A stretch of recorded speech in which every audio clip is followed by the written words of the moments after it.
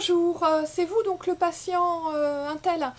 Bien, écoutez, voici la nouvelle, vous avez donc une maladie rénale rarissime, un cancer des cellules, qui fait que vous en avez plus que pour 2-3 ans à vivre, et sur prescription médicale, faite par nous, médecins éduqués dans les années 70-80, eh bien nous allons vous indiquer comment mourir au final, tout en suivant un parcours de vie douloureux, plein d'examens médicaux invasifs, dans un hôpital qui est devenu un milieu risqué où vous pouvez attraper diverses maladies nosocomiales et autres staphylocoques dorés.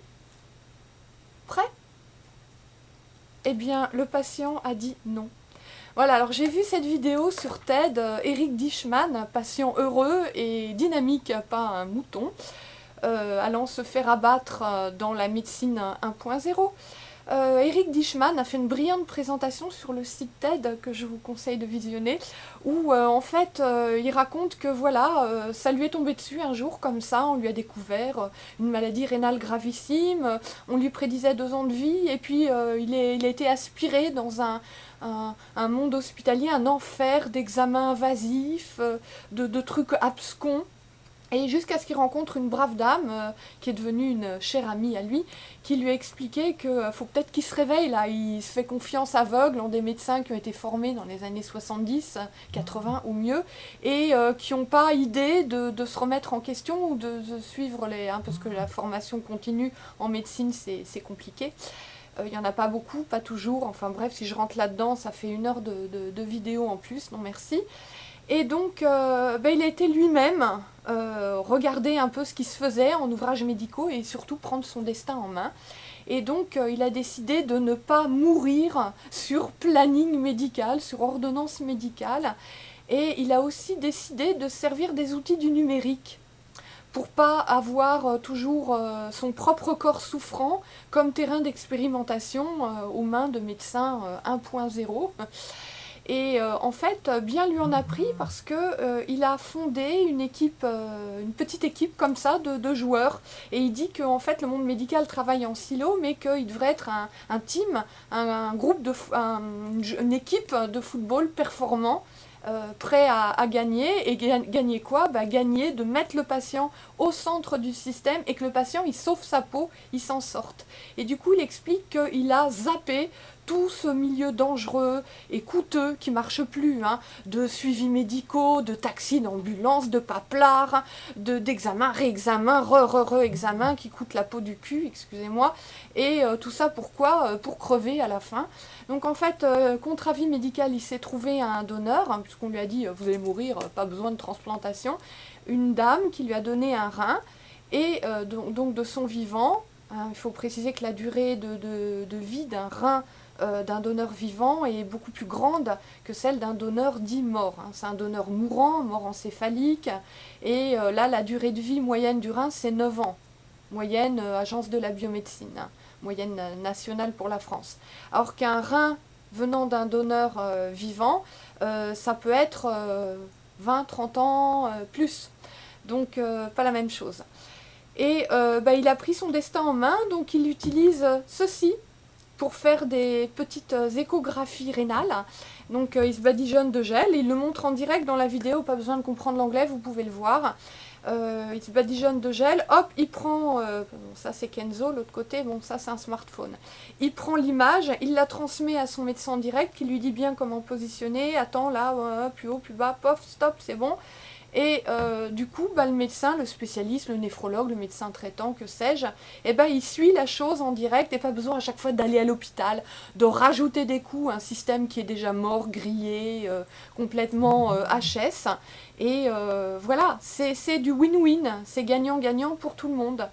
Et donc évidemment, résultat des courses, il a sauvé sa peau et il a son propre timing, pas celui des médecins qui, mort sur ordonnance, mort sur prescription médicale. Et surtout, son corps vivant ne sert pas d'expérimentation, aïe, douloureuse à chaque fois, non, raté, non, on va faire autre chose, aïe. C'est plutôt l'avatar, l'avatar virtuel, donc le numérique, les outils du numérique, qui permettent de planifier la stratégie de soins. Et si ça va pas, on adapte, mais au moins c'est pas aïe à chaque fois, voilà. Écoutez, regardez cette petite vidéo, franchement, c'est très émouvant. Et c'est fantastique parce que le jour où les reins sortant d'imprimantes 3D ou les reins grâce aux cellules souches seront opérationnels pour la greffe, donc tout ce qui est engineering médical, technologie de médecine enfin, ce sera plus la médecine de remplacement par la transplantation, on prend des bouts d'hommes pour soigner d'autres hommes, ce sera les techniques de transplantation. On fera par du bio-engineering, on fabriquera from scratch, hein, donc à partir de cellules du patient qui en a besoin, un organe opérationnel à greffer, qui ne sera pas victime de rejet. Parce que ce qu'il explique aussi, Eric Dishman, c'est qu'il faut prendre son destin en main pour les immunosuppresseurs. Hein. Big Pharma, qui vend les immunosuppresseurs, ils vont vous prescrire des doses massives. Bah oui, ils ont intérêt. Plus vous prenez de médoc, et plus ils sont payés.